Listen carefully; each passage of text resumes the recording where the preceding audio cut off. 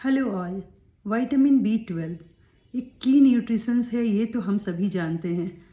पर दोस्तों, non vegetarian लोगों को विटामिन B12 की डेफिशिएंसी नहीं होती है, या यूँ कहें तो बहुत ही कम होती है, क्योंकि नॉन वेजिटेरियंस फूड में विटामिन B12 बहुत ही भरपूर मात्रा में पाए जाते हैं। पर हम वेजिटेरियन को, मैं भी वेजिटेरियन हूँ, हम वेजिटेरियन को विटामिन B12 की डेफिशिएंसी बहुत ही ज़्यादा होती है। यूँ कहूँ तो 50 to 60% लोगों में जो कि वेजिटेरियन है, विटामिन B12 की डेफिशिएंसी होती है।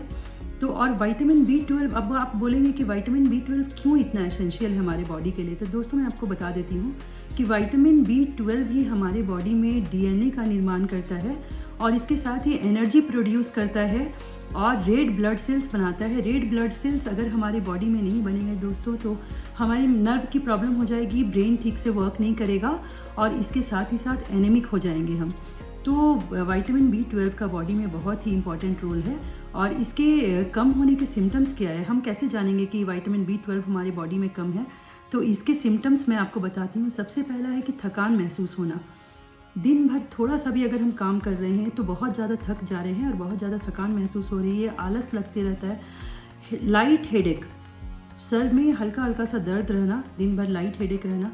हाथ पैरों में झंझनाहट महसूस होना, हाथ पैरों में बहुत ज़्यादा झंझनाहट महसूस होती है, तो वो विटामिन B12 की डेफिशिएंसी है। और चिड़चिड़ाहटपन, डिप्रेशन रहना, चिड़चिड़ाहटपन रहना। और इसके साथ ही साथ दोस्तों, मुंह की प्रॉब्लम होती है, जीभ में और मुंह के अंदर छाले होना, बहुत ज़्यादा छाले हो जाना, होंठ के साइड में कट जाना, छाले होना, ये भी विटामिन B12 की डेफिशिएंसी के कारण होता है।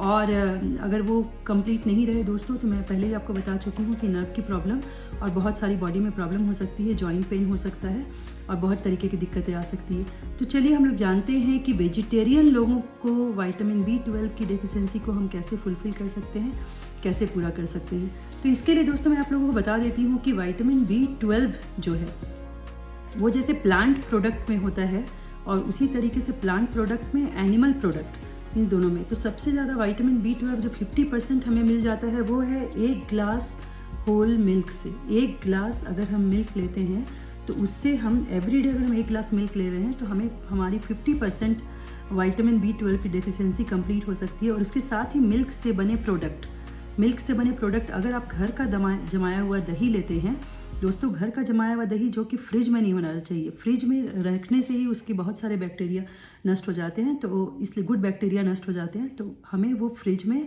नहीं रखना है। और घर का जमाया हुआ 1 कटोरी दही आप ले सकते हैं, उससे B12 की डेफिशिएंसी आपकी काफ़ी हद तक क्लियर हो सकती है। और इसके साथ ही दूध से बने प्रोडक्ट दोस्तों, वो भी बहुत।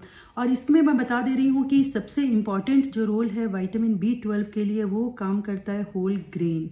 होल ग्रेन क्या दोस्तों? अंकुरित चीज़ें, होल ग्रेन को अंकुरित करके जो हम चीज़ें खाते हैं, तो जब वो अंकुर होता है तो उस अंकुर में विटामिन B12 भरपूर मात्रा में होता है। तो उसके लिए आप विटामिन B12 के लिए जो है अंकुरित चना, अंकुरित मूंग, अंकुरित दालें, मूंग, चना, अरहर, मसूर, अंकुरित दालें, और आप काबली चना, काला चना, ये सबको अंकुरित करके आप ले सकते हैं। वो आपको जब अंकुर उसमें निकल जाता है दोस्तों, 2 दिन उसको हम रख देंगे, उसमें विटामिन B12 भरपूर मात्रा में होता है। और 1 कटोरी भुना हुआ चना भी आप खा सकते हैं B12 की डेफिशिएंसी के लिए। और इसके साथ ही साथ पालक को कभी भी काट कर दोस्तों, पालक को हम कट कर धोएंगे नहीं। अगर हम कट कर धोएंगे तो पानी के साथ ही B12 पूरा निकल जाएगा दोस्तों, उसका फिर हमें कोई यूज़ नहीं है। तो B12 के लिए पहले पालक को हम वॉश कर लेंगे और उसके बाद उसको कट करके हम यूज़ करेंगे, तो हमारी काफ़ी हद तक हमारी B12 की डेफिशिएंसी दोस्तों पूरी हो सकती है। और B12 हमारी बॉडी के लिए बहुत ही इंपॉर्टेंट है, जैसा कि मैं पहले ही आप लोगों को बता चुकी हूँ। तो दोस्तों, अगर आप एगिटेरियन हैं तो एगिटेरियन लोगों के लिए एग के येलो पोर्शन में विटामिन B12 होता है, वाइट पोर्शन में नहीं होता है। तो जब भी आप एग खाएंगे तो एग पूरा खाना है, जिससे आपकी B12 की डेफिशिएंसी कंप्लीट हो सके। दोस्तों, स्वस्थ रहिए, मस्त रहिए, व्यस्त रहिए। Thank you so much.